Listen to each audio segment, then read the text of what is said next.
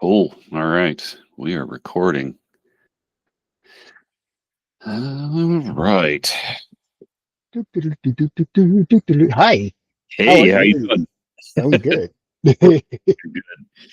Oh, eventually I'm going to get something that's a little bit more, for lack of a better word, professional with these recordings.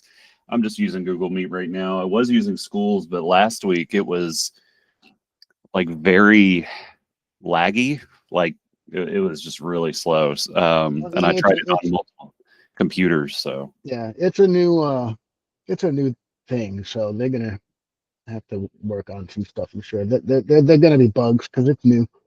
yeah, yeah. Um, can always just zoom it too, but Yeah, I've got so with Darkstream Music Management, I've got Google yeah, Suite set up for my email and whatnot. So I've got all there's the nothing.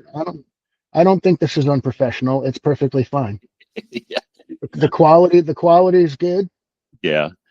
I've got one of my one of um one of my bandmates, he absolutely hates Google. Like he told me a story that he had been chatting with this really hot girl and they, chatting and whatnot, and she was in a different location than where he was at because he was, I think, in Idaho for a work assignment for a while, and he was chatting. I forget where the girl was located, but she's like, "Hey, we should get on a Google Meet sometime," and he stopped talking to her.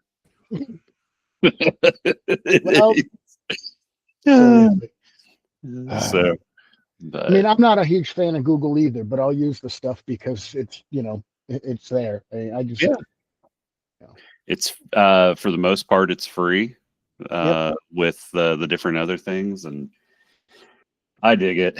But um, yeah, so I do have a couple of updates this week. I'm gonna cool. share. I'm gonna share my screen. Um, bum bum bum. All right. Let's see what we got going on. Yeah. So, um, let's see. One of the updates I've got is I created a new course, but I'm not really using it as a course as much as it's a repository. But as I think I shared with you, Blake, offline, Hmm. this is becomes available after level 3. The reason I set it at level 3 was, as we're starting out, getting a lot of people that are coming in, taking a look around, and then not doing anything. Yeah. I want to make sure, like, these are some pretty good worksheets and templates that I want to make sure that people are who are engaging in the community, kind of as a reward. Um, but in here, um, we it's basically going to be a document repository, and then eventually I'll also add some like training videos and summaries and stuff like that to the different pages. But right now I've got 4 different pages: strategy and development, website and EPK, streaming platforms, booking shows and tours. So this one got inspired after the webinar I did last week. Decided to put together a couple of worksheets, but in here, so I've got so one of my primary offerings that I use or that I do at Darkstream, and honestly the one that I get hit up for the most, is creating vision and setting goals and kind of getting used to that. Um, so I created a self-guided worksheet for people if they they don't want to have the one-on-one session. They're wanting something that they can that's bite-sized, they can do on their own. We have this artist strategy worksheet that goes over like how to create a vision statement, and then how to take that vision statement, work backwards to where you are now, um, and then start creating your first year SMART goals, And then from there, creating quarterly OKRs. I'm going to do, I did a webinar a couple months back for a different thing that I was doing, where I actually kind of did a webinar on how to create a vision and how to create annual goals. And how to create OKRs, and explaining what SMART goals are, explaining what objectives and key results are, things like that. Mm-hmm. And then I also have a goal tracker where it's got like a sheet. Actually, let me switch up what I'm sharing right now. I'm just going to do my entire screen. Here we go.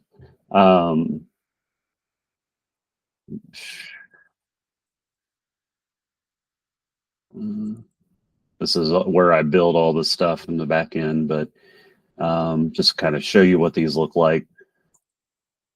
So here's the strategy worksheet.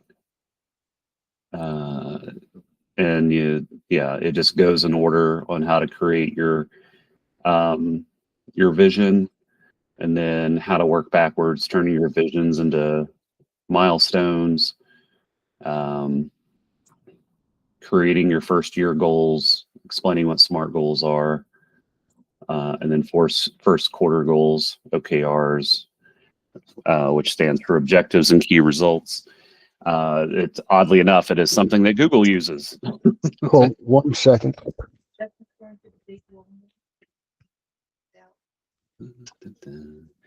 Okay.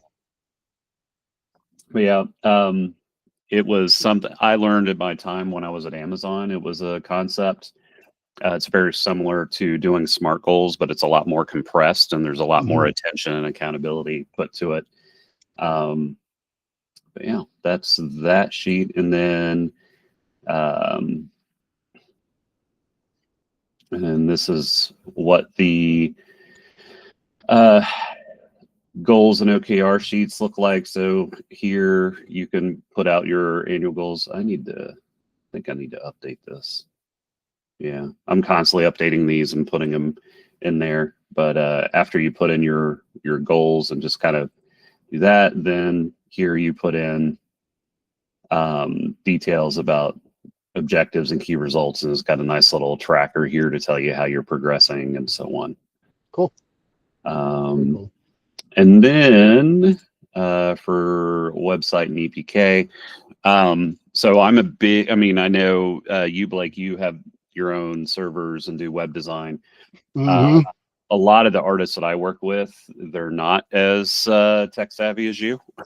So I usually suggest people go to Bandzoogle, and I created a template for how to design your website prior to actually going and putting it out there. And then also or how to write a bio. I've got a bio worksheet where you help figure out and collect all the details to write an effective bio, and then the different types that you have. Like, is this an EPK bio, one sheet? Is it the full website bio? Things like that. Cool. And then streaming platforms. So one of the things that I've definitely noticed when working with artists over the last year or so is there's a lot of artists that either one, they don't realize that they have access to the back end of the different streaming platforms to be able to put their details and bio and things like that. Yep. Or if they do, they're not consistent in the branding of it. So I created like a little template there, like whenever an artist is coming out with a new release or a new event, they're getting ready to go on tour, whatever the case may be, whenever they're having those bigger pushes, that making sure that their streaming platforms and YouTube designs are fresh and current. Right. Cool. So put some templates there. And then also, based off of the webinar I did last week, I created a DIY show tour booking worksheet. So in here,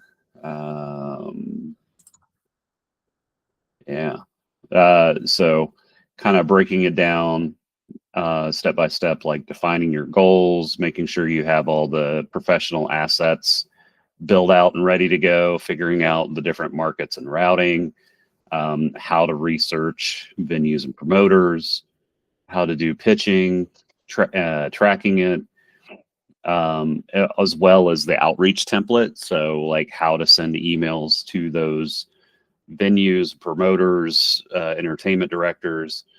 Putting in these templates here to make it sound professional and more effective.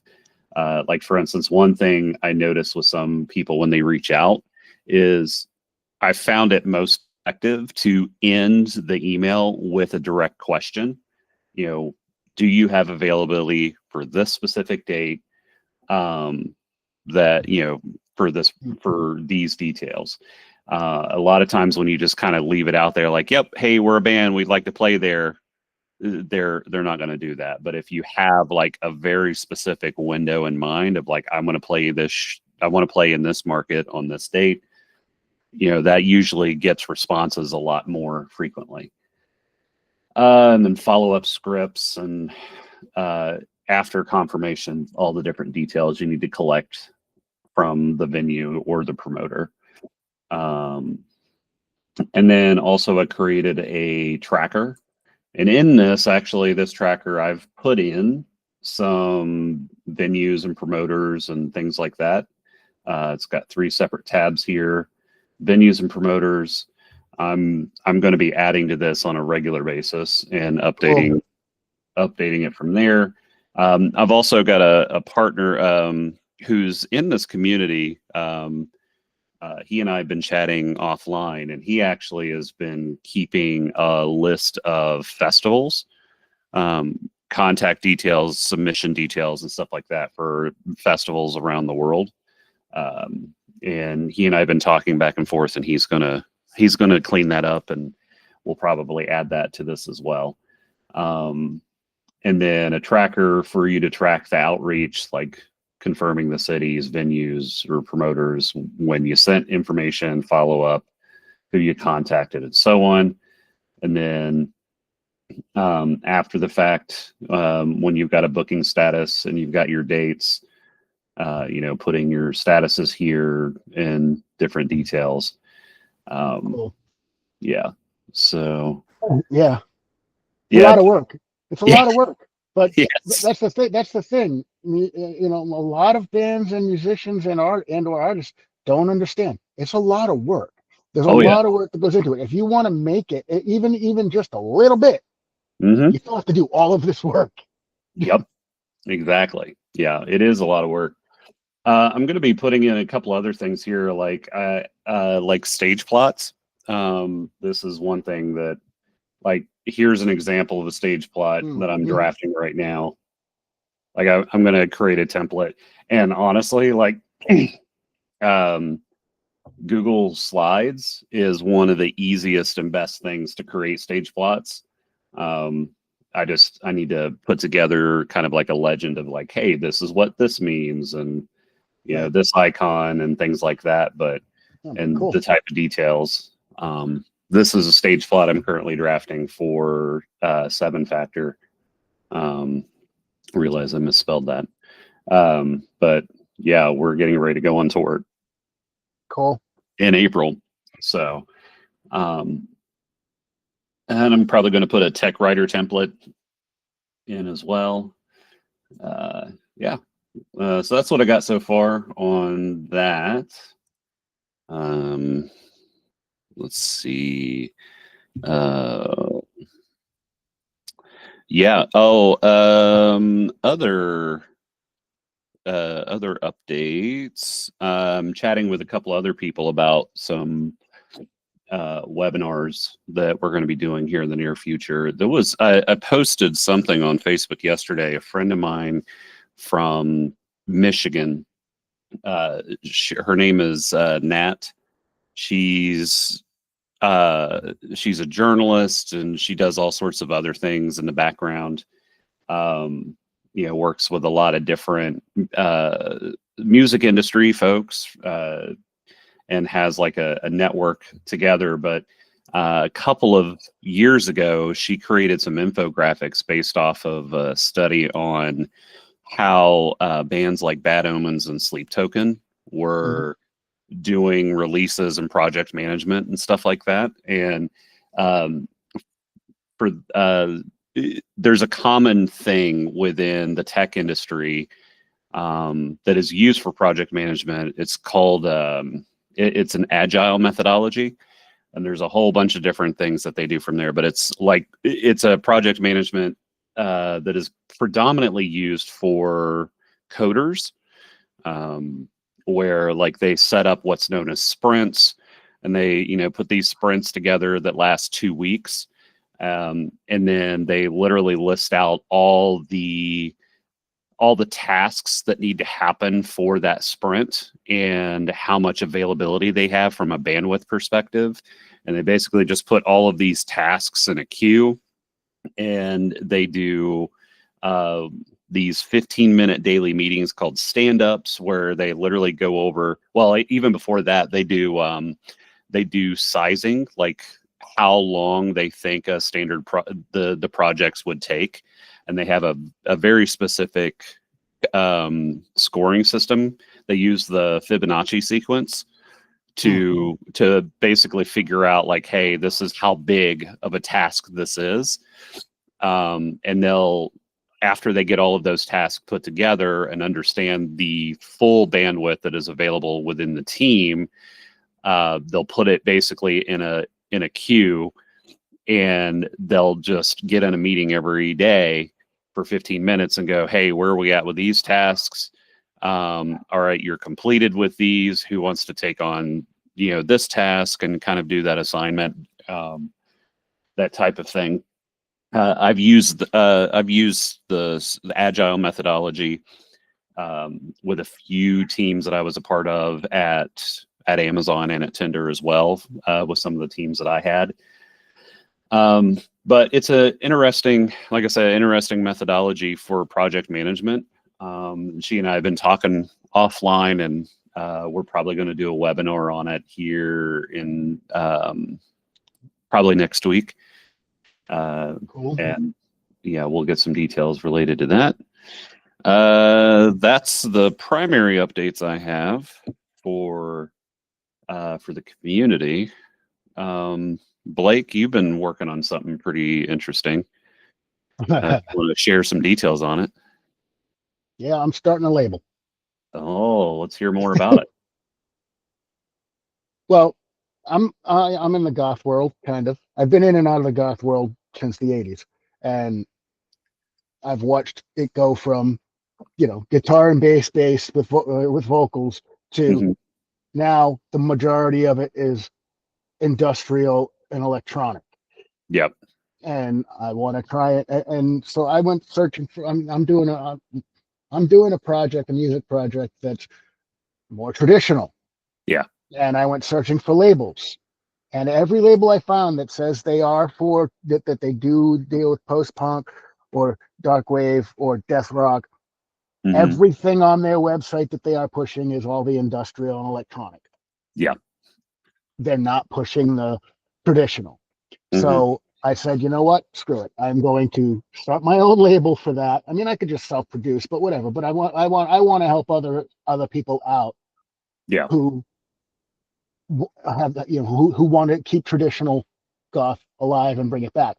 And honestly, if you do YouTube searches now, it's getting back. It's super popular. I don't, Hmm. so it's one of those whatever that the label other labels don't want to do it. I'll do it. I'll take it over. Yep. It's not going to just be a label though. It's not like, hey, you know what? Sign the label. I'll take a cut, and that's it. You're on your own. Now I mean, I'm going to set it up so that every artist, every release at no additional cost is going to get full press outreach. Releases sent to a whole bunch of death rock, post punk, goth, dark wave magazines, blogs, webzines. They'll get a professional press kit out of it. Um, Direct outreach to relevant outlets. Like, you know, I'm not going to push to curators for free. there are going to be levels here, but everybody's going to get that full social media promotion on all of the labels, social platforms. If they need help with album artwork, and streaming link promotion, will get that. Sharing of reviews, coverage, blah blah blah. We'll also go onto our social media. They'll be included in the Morella newsletter. Artist profiles get their own pages. There'll be ongoing promotion forever, as long as they're with the label. And that's all going to be standard covered. That's all going to be standard part of it. So it's it's going to be a small, simple promotion, but it's going to happen with it. I mean, I'm going to do another level if that is going to cost money up front, which is going to be promotion, which is going to be the full blown promotion package as well. Yeah. But and it's going to be one of those. It's not. How do I want to word this? So the split is for all sales. Yeah. Is 70-30. 70% artist, 30% label. Which, from what I gather, I think you told me, it's pretty good. Is the best thing you've ever heard. So one of the things included, and I'm pretty sure that this is just a free service. This is what I'm waiting for to hear from my other guy. All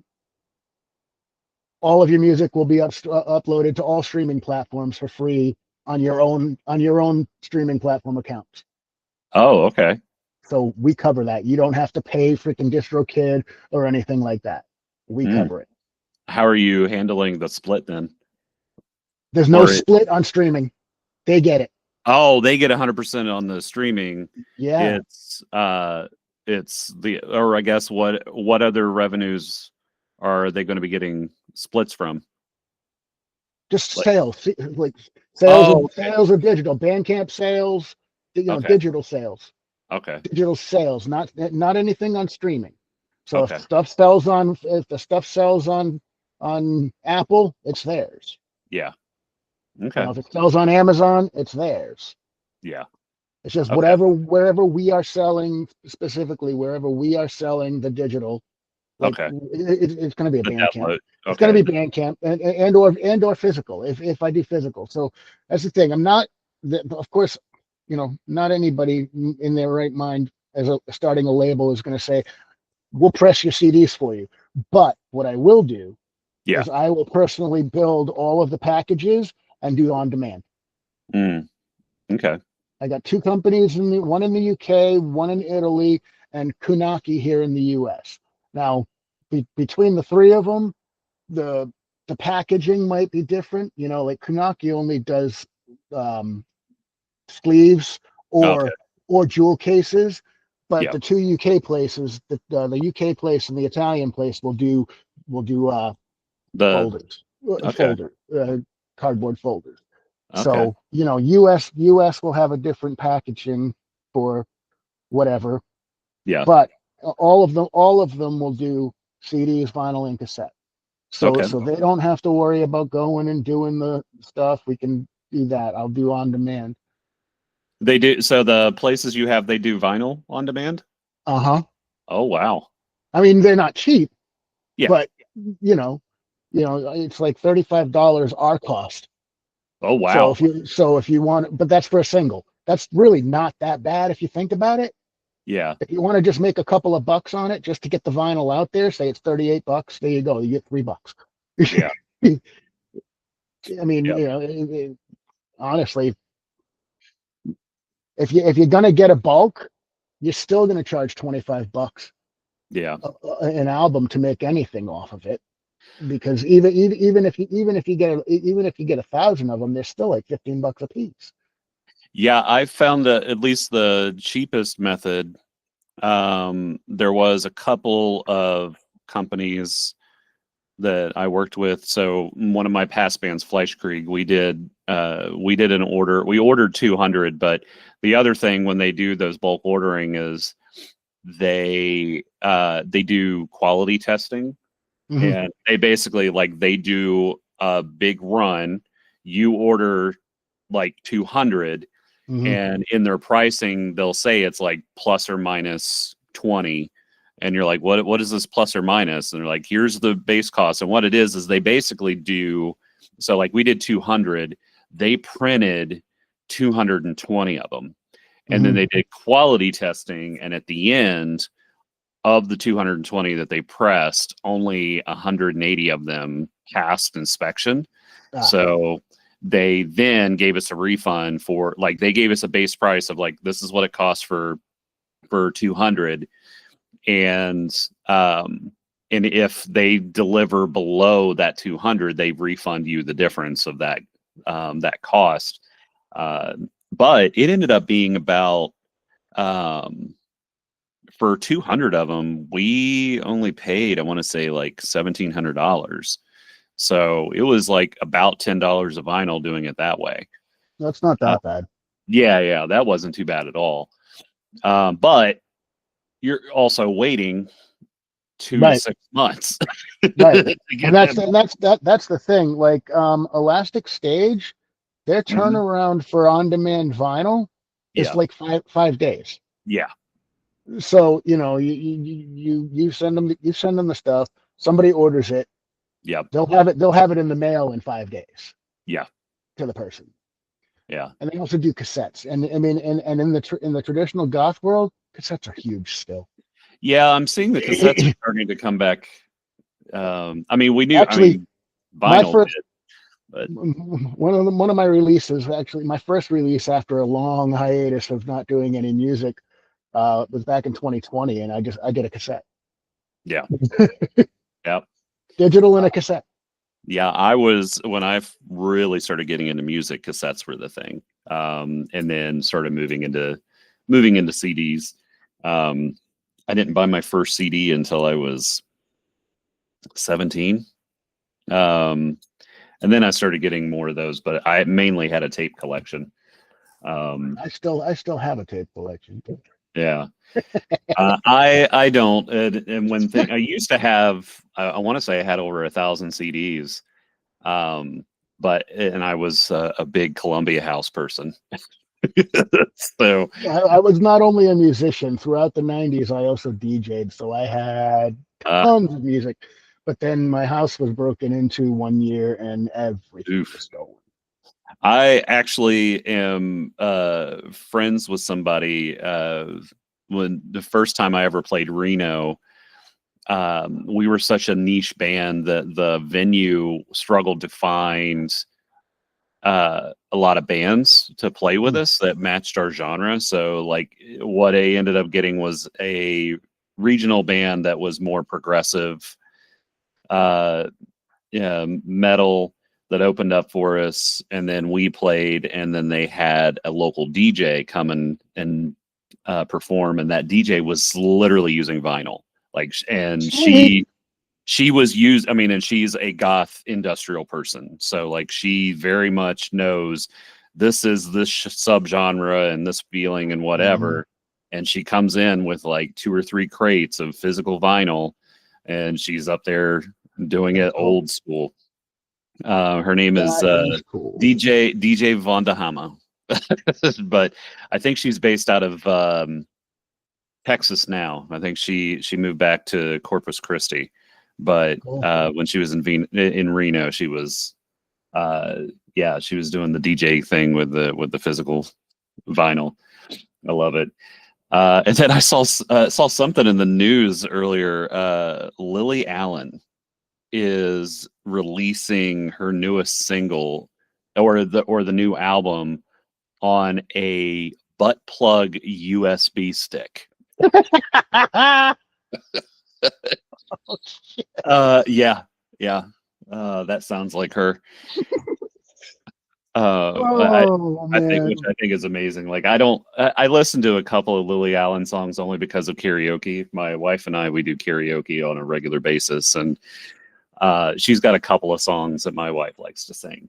Cool. But yeah, and then that popped up on my news feed, and I'm like, okay. and Okay. I forgot, like, she had a little slogan with it too. It's like it's only for upload. um, but yeah, Oh, so that's funny. yeah, I'm sure someone's going to make an OnlyFans content where they're using a butt plug and plugging it Right.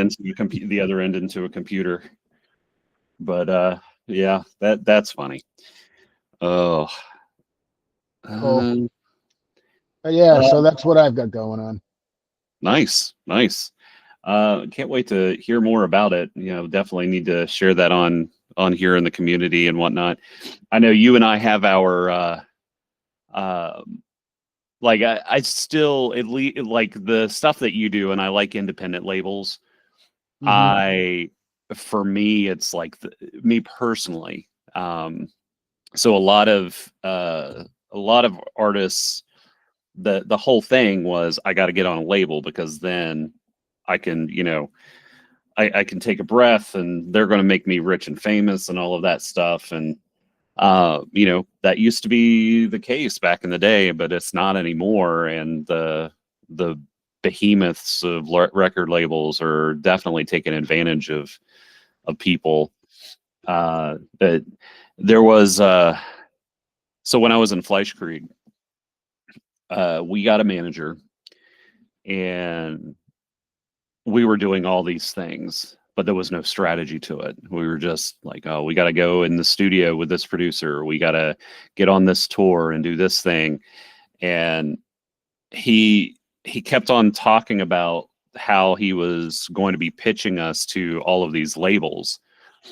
And when he charged us anytime he would have to fly out to the different locations, be it New York or LA. He would go to these big studios like Sony and Warner Brothers and all this stuff. Hmm. And he's going and setting up these meetings with these executives allegedly and doing this stuff. And when he started like hitting us up for money to go travel, to go do the pitching and all this stuff, I stopped him and I'm like, so why do we want a label? And you would have thought that I called his mom the worst name in the world. He just lost it, but he could not answer my question. And so like that's why I always go back to you set what your vision is, and Yep.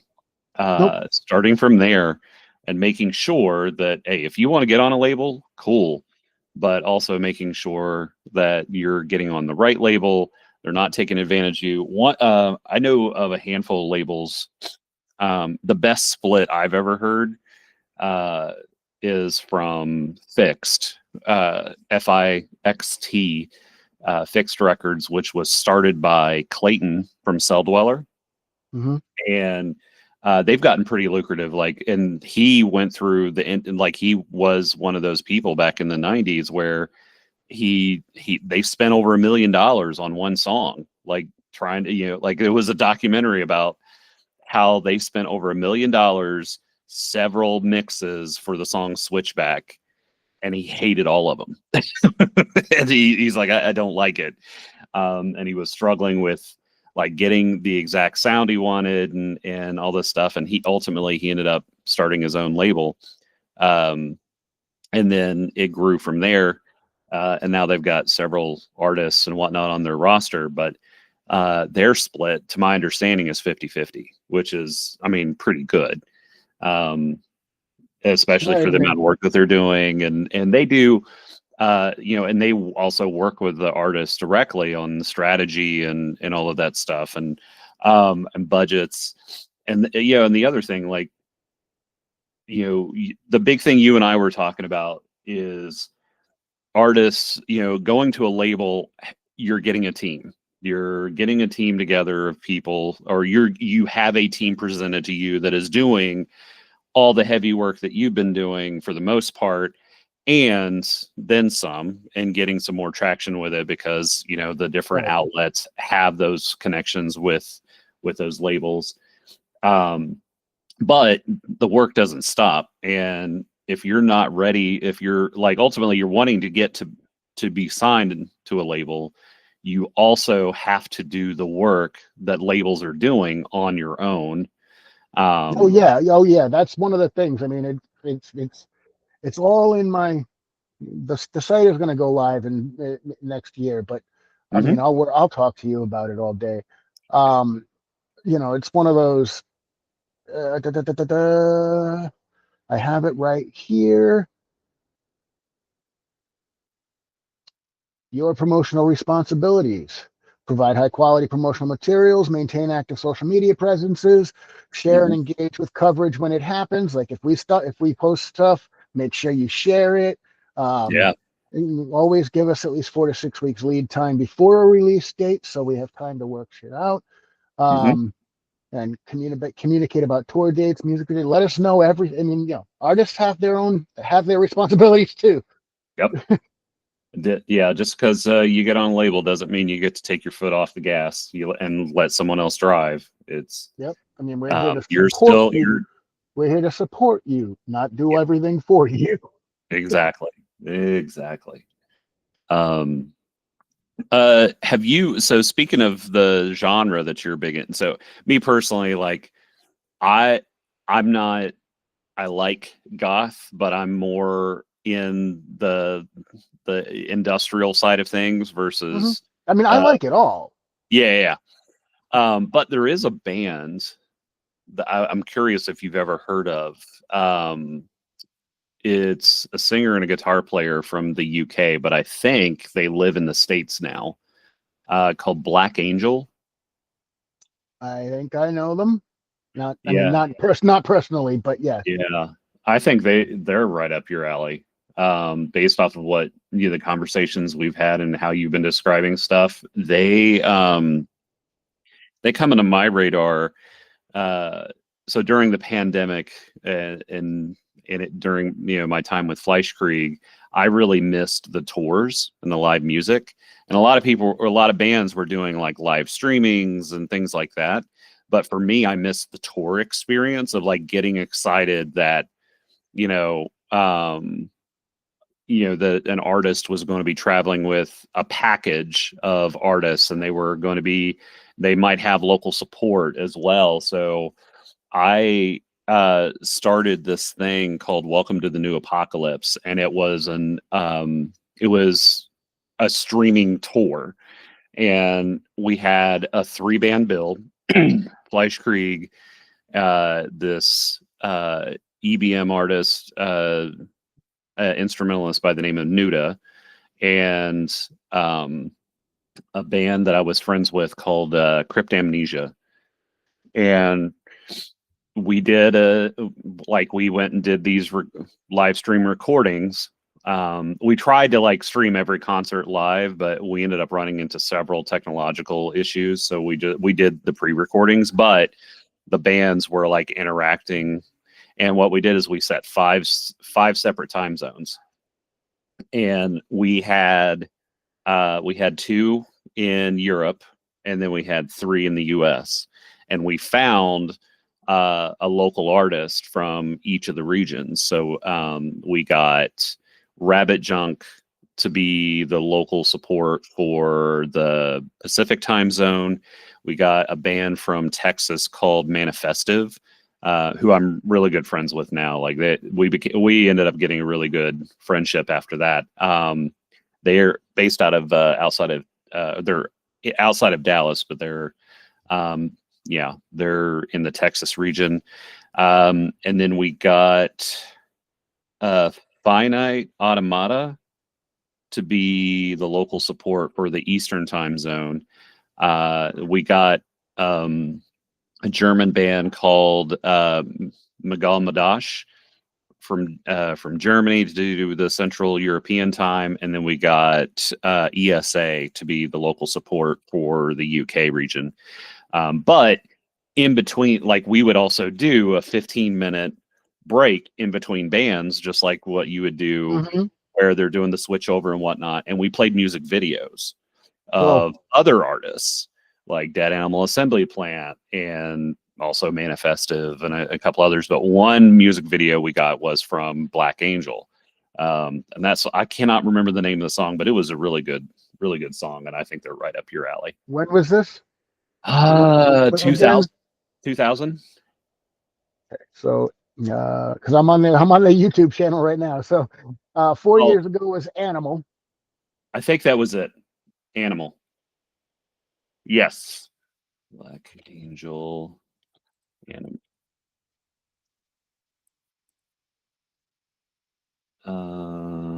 Well, that was 4 years ago. 5 years ago that's the new album. She Said, Singlebird, Kiss of Death. Yeah, no, Animal was there too. Another one. It was Animal. Yeah, it was Animal. So they let us play that music video before it was officially released on their YouTube. Ah, cool. Yeah. Yeah. Cool. Yeah, that was it. I had to watch. Oh, and I even know where they filmed this. Oh my God. Like, hold on, I'm going to share my screen again.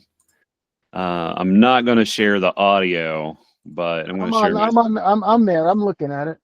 Well, I'm doing this for prosperity, but right there. So this place right here is in LA. I can't remember the name of the location, but there are so many music videos that's filmed there. But I want to say, oh,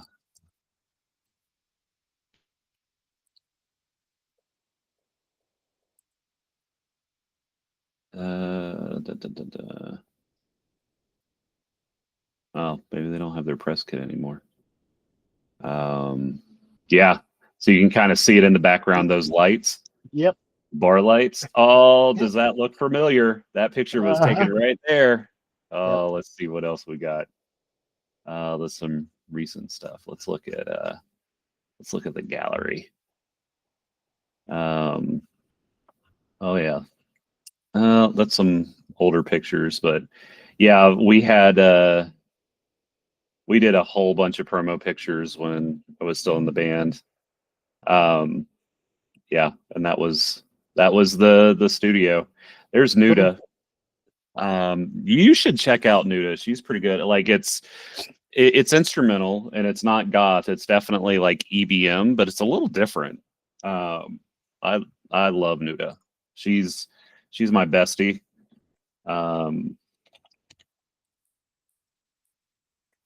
It's Nuda music. I got it. Oh yeah. Yeah, you should definitely check her out. She played with us for one tour and a few music videos and stuff like that. She's great. Check it out. I will check it out. But yeah. Cool. Back to one of the things you were saying in your whole in your discussion there. Websites. Yeah. So that's going to be one of the things that it's not in my paper. It's not in my thing yet, but it's going to be a requirement that all Morel artists have to have a website. If they do not have one and they cannot afford one, they will get a single page simple website that will be bandname.morellarecords.com. Ah, nice. Yeah, because you have to have a website. Social media is not a freaking website, people. You need to understand this. It is not a website. You can get taken down whenever they feel like taking you down. Yep. You can't get a website taken down. I mean, unless you're literally doing stuff illegal on it. Yeah. So, you could just say the wrong word one day and somebody complains and your Facebook page is gone. Yep. Yeah. I've had that. My Facebook page, like my personal one, I'd had it for, let's see, I had it for like 13, 14 years, and somebody attached a scam Instagram page to my, like they linked it to my personal one and got some weird scam thing where, made it look like, hey, need to verify identity, blah, blah, blah. And they pulled it down and I had to start all over again. I don't Uh, use it anymore. I refuse to, but I used to have 3 different Twitter accounts because I had 3 different music projects. 2 of them got shut down because I was being accused of using false identities because they eh, all and they weren't even attached to the same email, yeah. but they were all under my account. So Uh, it's like you can't rely on social media. You need a yep. website. Yeah. It is that single page website. Like, is it like a full single scrolling page website, or is it like Yeah, just, it'll be a full single scrolling page website. It's not going to be super detailed. It'll have a Bandcamp embedded player on it. That they're not going to get a newsletter thing with it. But all artists, if you have your own website, you need to get people to sign up for a newsletter. Just yep. telling you, Yep. important. There's free stuff out there all day long. Mail Poet is what I use for everything, and it's free. I mean, it's free up until 1,000 people, and then after that, you have to pay for it. But it's only like $11 a month for more. It's not super expensive. Yeah. Um, but yeah, it'll be a single scrolling website with a simple web page Hmm. that has 3 or 4 sections.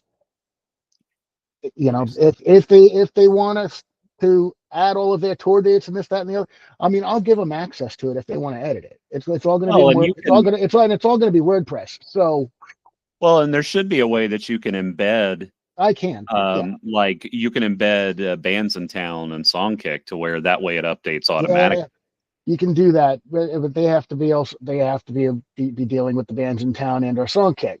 Yeah, which they should be anyway. Right. You know, yeah, if Like, they're touring.